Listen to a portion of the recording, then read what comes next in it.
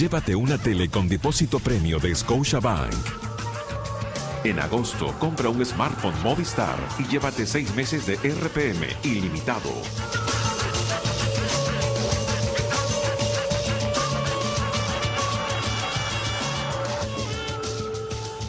Amigos, muy buenas noches. ¿Cómo están ustedes? Enrique Castillo les da la bienvenida a esta edición de Agenda Política aquí en Canal N. Son algunos de los temas que trataremos. La presentación entre el Congreso de la República de parte del primer ministro. Ha salido una nueva encuesta el día de hoy de Ipsos Apoyo en el comercio, que seguramente comentaremos, en la que está incluido el tema Conga. El tema de las Fuerzas Armadas también será muy importante, porque obviamente, aparte de lo que significa la delegación de facultades al Ejecutivo para legislar en esta materia, está todo lo relacionado a la situación en el BRAE, donde han perdido la vida hace poco 5 militares.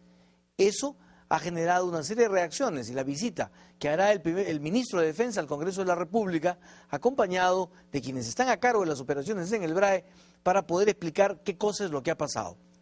Esto entonces ha ameritado una preocupación muy fuerte, porque parece que la batalla en el BRAE la estamos perdiendo. No es una novedad, pero parecía que había una intención de cambiar las cosas.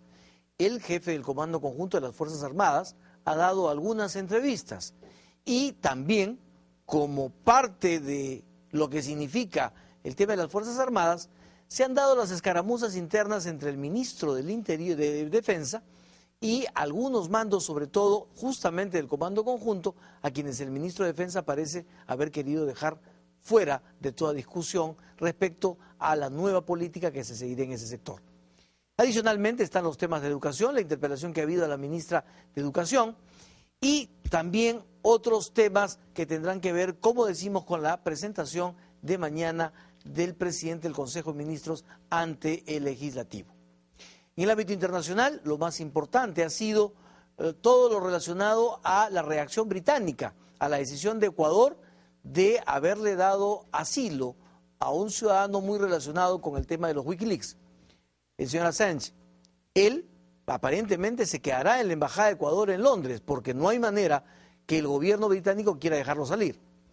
Trataremos ese tema también con un especialista en los asuntos internacionales, a quien le consultaremos también sobre lo que se ha venido hablando en los últimos días, y es la posible reacción de Chile frente al fallo de La Haya.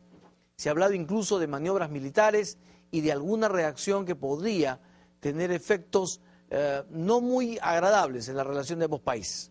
Así que con todo eso vamos a iniciar ya nuestro programa. Les presentaremos a continuación algunos cuadros, que son los de la encuesta, solamente para tener una idea de lo que nos ha presentado Ipsos Apoyo el día de hoy. Nuestro primer cuadro está relacionado con la aprobación del presidente Humala. La mantiene 40%, desaprueba 49%, 11% no precisa. Esto nos da una idea que en la imagen del presidente aparentemente nada se ha movido. El siguiente cuadro nos muestra, y lo hemos para, digamos, un poco aligerar la presentación de esta encuesta, el siguiente cuadro nos va a mostrar lo que significa el proyecto Conga.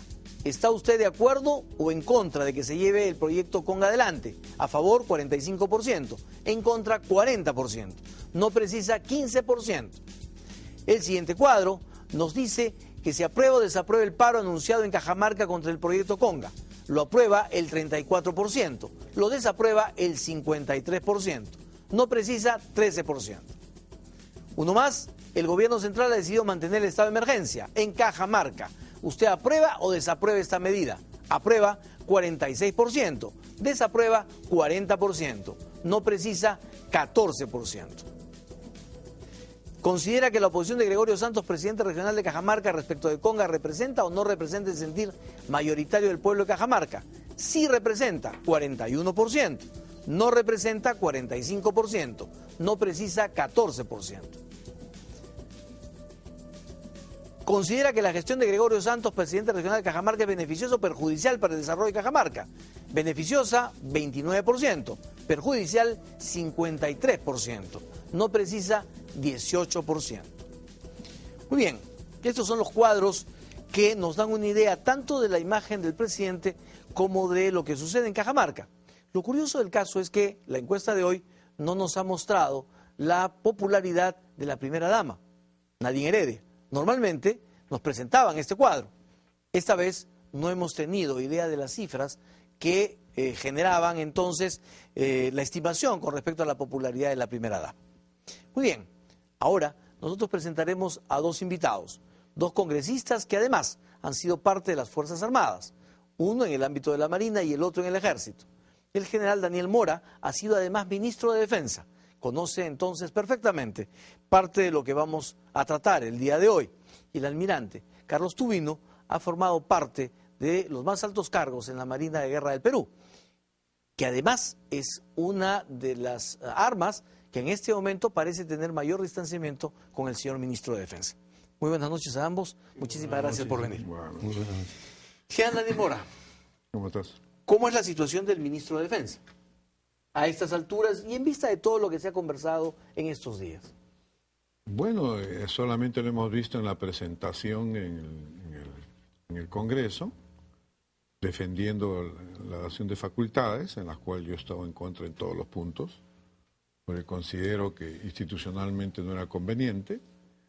Quizás en el tema de las remuneraciones y pensiones, por ejemplo, se ha dado la falsa idea de que va a ser sumamente beneficioso los aumentos y evidente la mayoría de congresistas ha pensado de esa manera, que cómo va a votar en contra de un proyecto que justamente pide el aumento de remuneraciones de las Fuerzas Armadas, cuando dentro de esto se esconde, para mi modo de ver, un proyecto de eliminar la ley de pensiones y de no continuar con la caja de pensiones militar policial.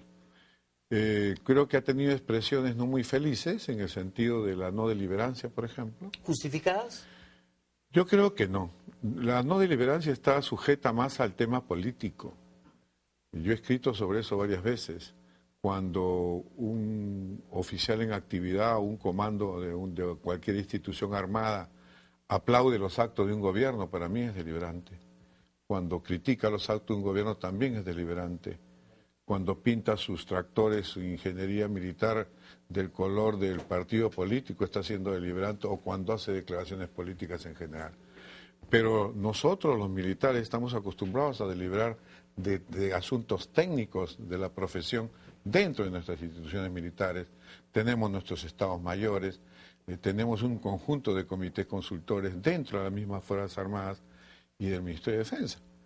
Entonces, decir que no va a aceptar ninguna opinión técnica de los institutos armados, simplemente por el hecho de no ser deliberante, es un tremendo desliz, por decirlo menos, ¿no? ¿Estrategia política, desinformación o soberbia?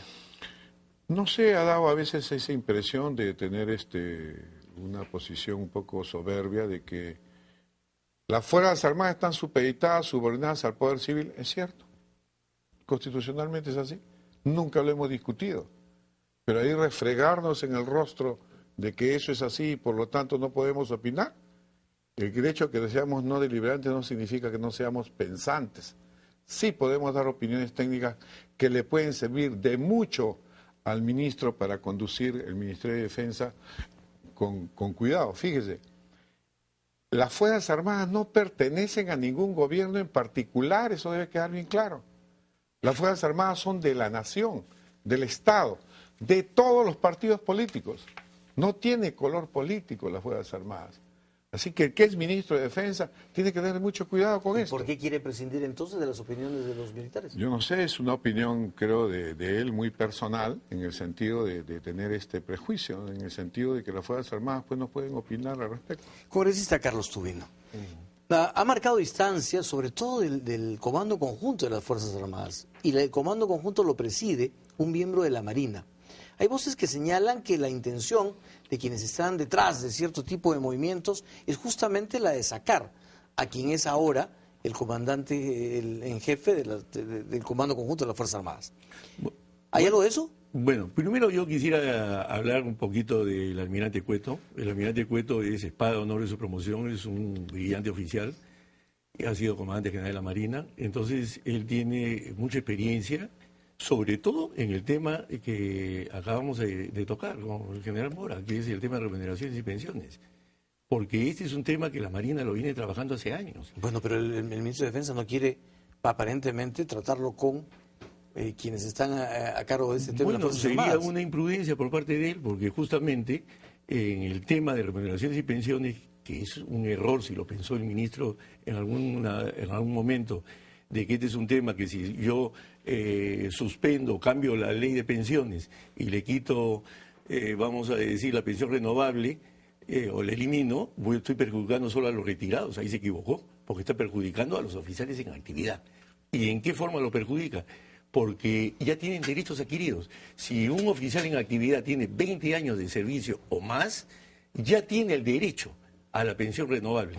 Entonces, debe haber sido una sorpresa para el ministro enterarse de esas cosas, de que en el tema de pensiones afecta con derechos adquiridos al personal en actividad. Entonces, lógicamente, que el personal en actividad tiene que ponerle en conocimientos al ministro cuáles son sus puntos de vista, ¿no? Y sobre todo que son puntos de vista técnicos. Ahora, dentro de lo que se discute con relación a este tema de las Fuerzas Armadas, se señala que entre los proyectos habría alguna, no eso es solamente una conjetura, alguna posibilidad de que lo que se busque sea un mayor control político de parte del gobierno con relación a las Fuerzas Armadas. ¿Eso es posible que suceda? No me refiero a la intención del gobierno, sino a los mecanismos que se pudieran adoptar para controlar políticamente mejor los ascensos, los movimientos internos, todo. Porque es que llama la atención profundamente que se quieran cambiar por lo menos 8 de las leyes más importantes del Ministerio de Defensa.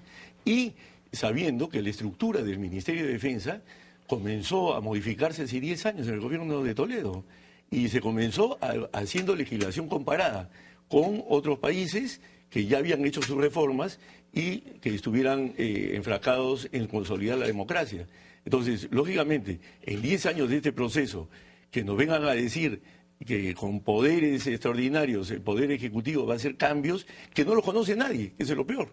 O sea, en ese momento vamos al Ministerio de Defensa, nadie sabe qué se quiere hacer. Si vamos a las Fuerzas Armadas, tampoco.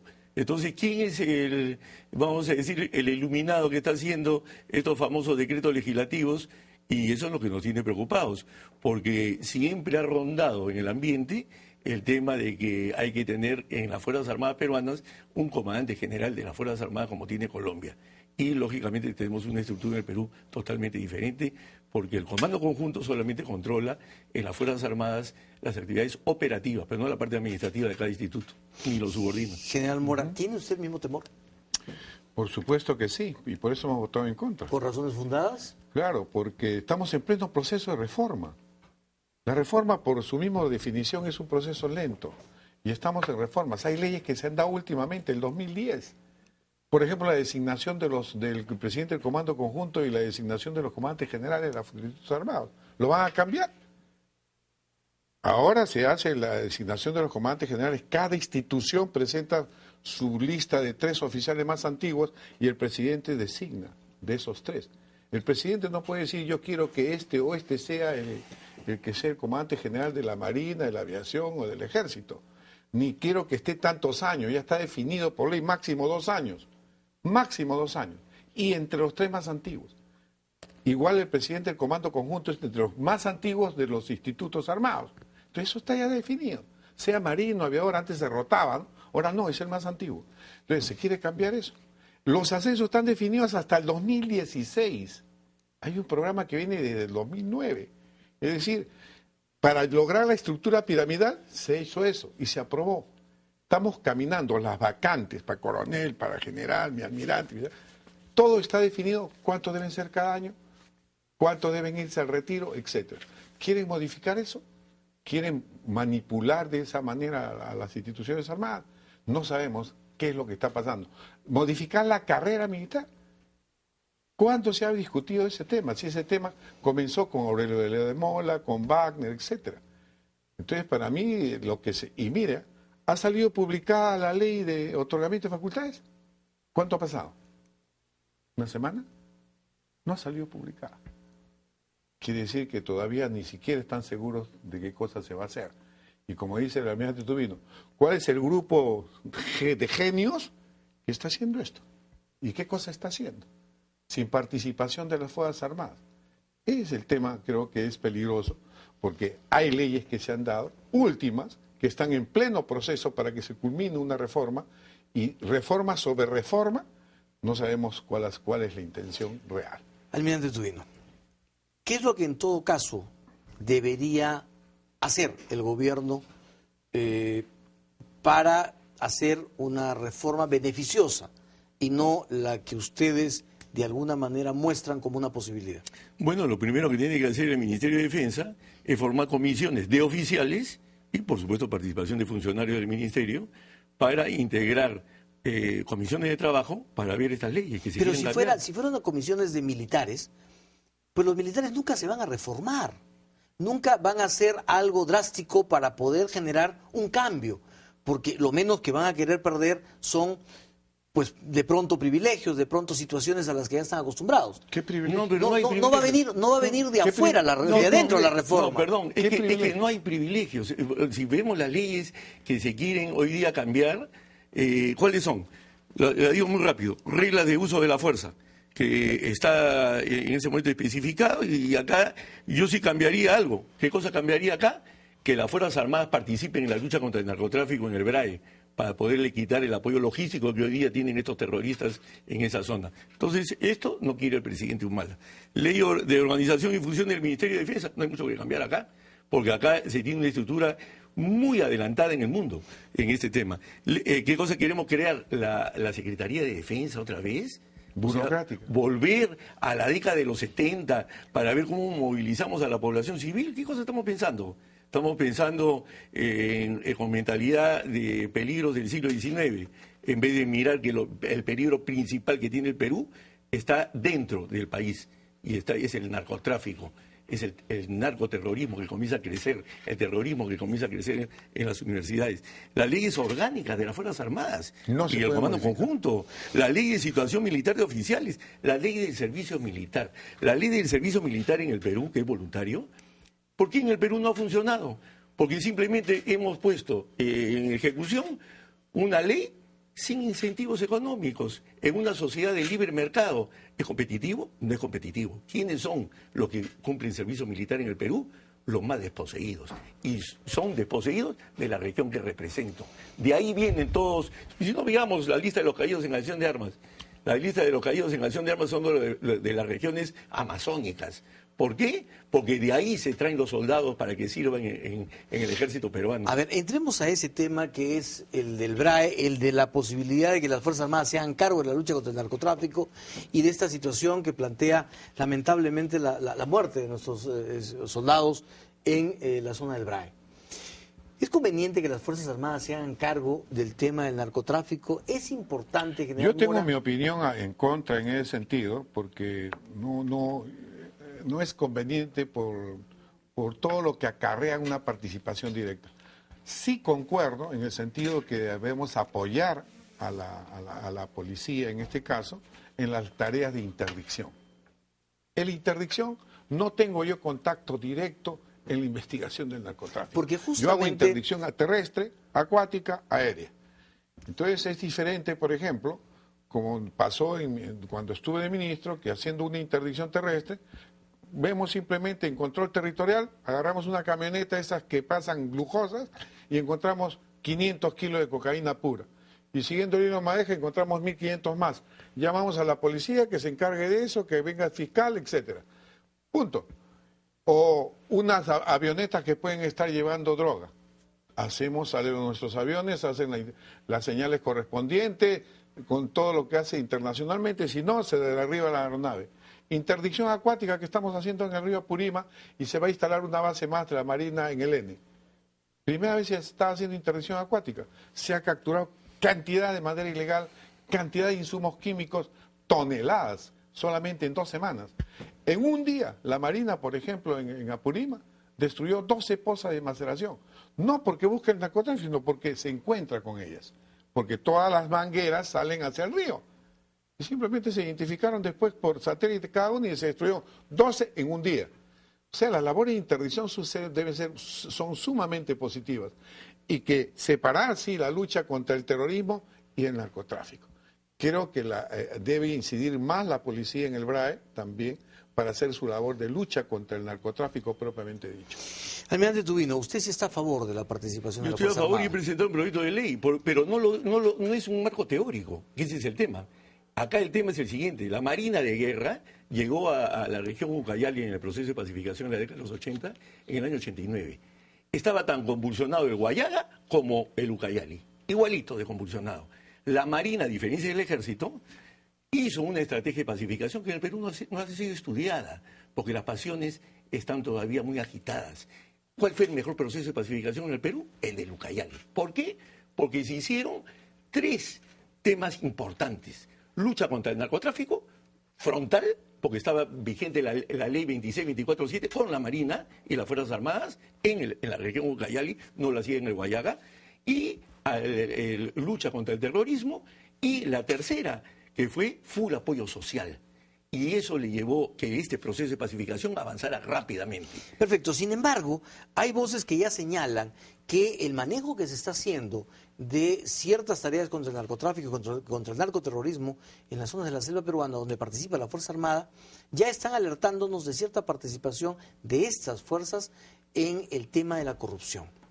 Pero si es que hay corrupción y puede existir, inmediatamente se elimina. Pero eso al final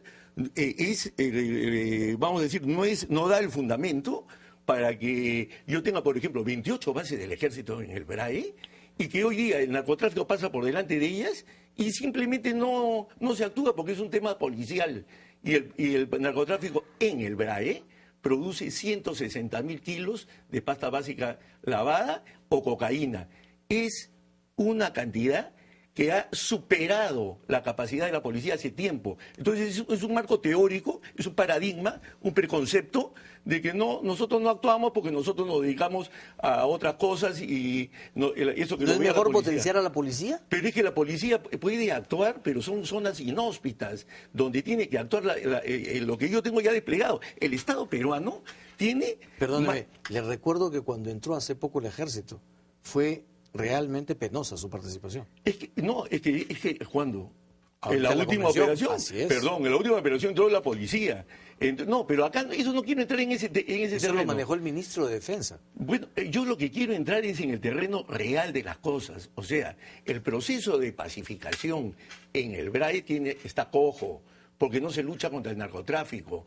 En el BRAE hay una sola base de la Policía Nacional de Aguinaldo en Palmapampa. Entonces, ¿yo qué cosa digo? Que acá las Fuerzas Armadas desplegadas capturan, decomisan, hacen su acta y entregan a la policía. La policía se encarga de toda la investigación. Pero ¿por qué negar un brazo que lo tengo ahí, inmovilizado, solamente por un marco teórico? Pero si eso estamos Porque tengo temor de que me vaya a corromper. ¿Qué es eso? No, A mí me parece un absurdo eso eso. lo estamos haciendo en este momento, la labor de interdicción que está mencionando el almirante. Bueno, pero Lo que ¿por yo qué me estamos refiero perdiendo? que no podemos meternos al narcotráfico porque es muy corruptor. Y es sumamente peligroso que las Fuerzas Armadas se involucren en este tema. Podemos apoyar la interdicción, capturar insumos químicos, requisar cocaína cuando la encontremos, pero no meternos al tema de investigación del narcotráfico. Y con relación a la Operación Libertad, la Operación Libertad no tuvo nada que ver con la parte militar porque no estaba dentro de la zona de emergencia. Eso pertenecía a la zona del interior y pertenecía a la policía. Que de la noche a la mañana le han dicho que el Ministerio de Defensa entre ahí y se declare zona de emergencia. Esa parte que nunca estuvo. Y para una información de ustedes, nosotros advertimos a la policía y al Ministerio del Interior en noviembre del año pasado que eso se podría dar en Echarate, en Quepaciato, en esa zona. ¿Y qué pasó?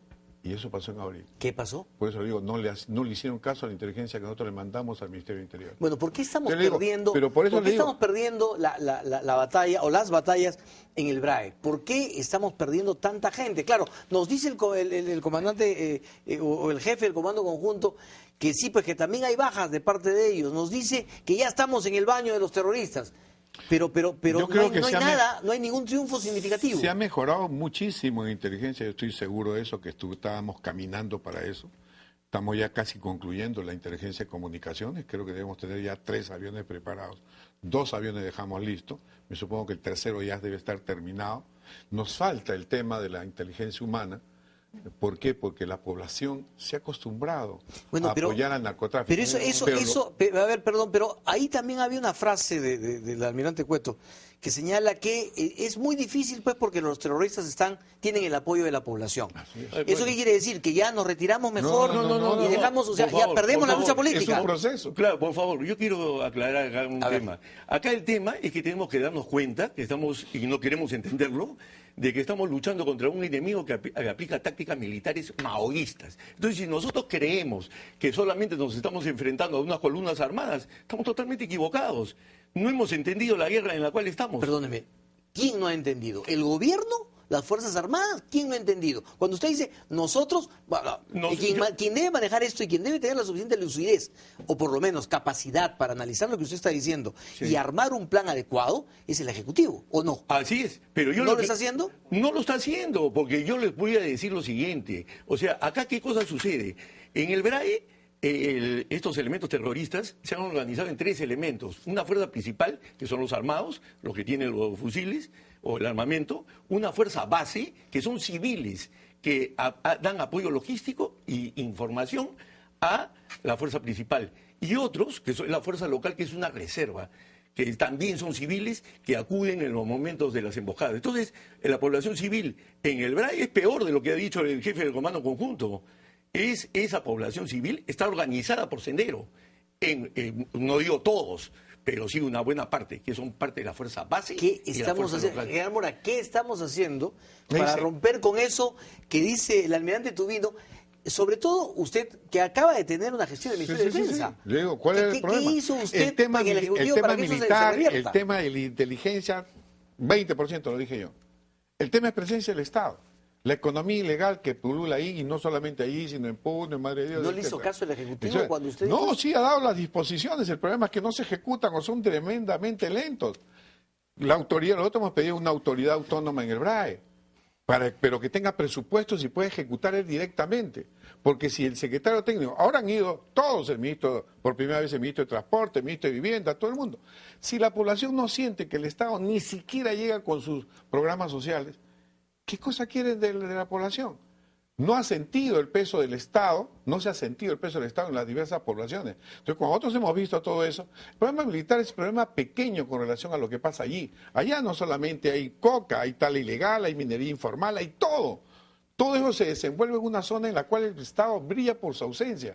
Entonces, ¿cómo podemos nosotros buscar un apoyo a la población cuando esa población casi vive del narcotráfico? Bueno, no recibe nada, no solamente del Estado, sino ni siquiera de los partidos políticos, ni de nadie, ni de inversión privada. Sí, pero acá hay un tema importantísimo. O sea, nosotros, y me refiero, el mismo Poder Ejecutivo tiene que dictar las medidas para minimizar las posibilidades de error en el BRAE. ¿Y qué sucede hoy día? Oh, sorpresa, tiene usted un sistema random o un sistema al azar en el entrenamiento y en la preparación del personal. ¿Estamos mandando a nuestros soldados a la muerte? Estamos no entrenando adecuadamente a nuestro personal en un solo centro de Entonces los estamos mandando a la muerte. Yo estoy en total desacuerdo con la forma como hoy se entrena y se prepara el personal al azar. Entonces, ¿a qué me refiero al azar? Que cada comandante de unidad prepara su unidad y unos lo prepararán bien, otros más o menos y otros mal. Y entonces, al final, ¿cómo se hace para evitar estas cosas? Un solo centro de entrenamiento donde todo aquel que va a pisar el BRAE pase por ahí. Y ahí se dan las lecciones aprendidas. No es posible, no es posible que nuestros soldados estén muriendo en las trochas, embocados repetitivamente. ¿Nos estamos mandando a la muerte, General Mora? No, el tema es que tenemos un servicio militar voluntario, por lo menos en el Ejército. ¿Por qué no ve usted tantas bajas en la Marina? Mi pregunta. Porque las patrullas de la Marina están por profesionales. Están con suboficiales, oficiales de mar. ¿No hay organización en el la ejército? mayoría. No, nosotros es puro soldado de servicio militar voluntario. Y uno que otro suboficial. Es decir, sin experiencia, máximo 1 año o 2 años, 1 año. Y 2 años como máximo. Nosotros, en el 2009 se sacó una ley para la tropa especializada. Hasta ahora el Ejecutivo no la promulga, ni siquiera quiere dar eso, por ejemplo, es el colmo. para tener la tropa especialista. O sea, es el colmo que en este años. caso el Ministerio de Economía y Finanzas, pues, ellos son los culpables, y sobre todo esos tecnócratas que están ahí al lado, que no le hayan dado vamos a decir, el pase para poner el presupuesto en contante y sonante a tener soldados profesionales en el ejército. Y eso es el colmo. Y eso hubiera minimizado las bajas. Hoy día estamos con un sistema que maximiza la posibilidad de error. Y eso está muy mal. Muy bien, muchísimas gracias a ambos. Tendremos la oportunidad mañana de escuchar al primer ministro. Seguramente va a tocar el tema del sector defensa y ustedes tendrán la oportunidad de preguntar, no solamente a él, sino al ministro de Defensa sobre todos estos temas. Muchísimas gracias por su presencia. No, gracias, Kean Mora, Enrique. almirante Carlos Tubino. Vamos a una pausa. Regresamos para hablar de lo que para muchos podría ser una prepotencia británica y además la situación con Chile. Para este tema estará con nosotros José Antonio García Belaúnde, ex canciller de la República.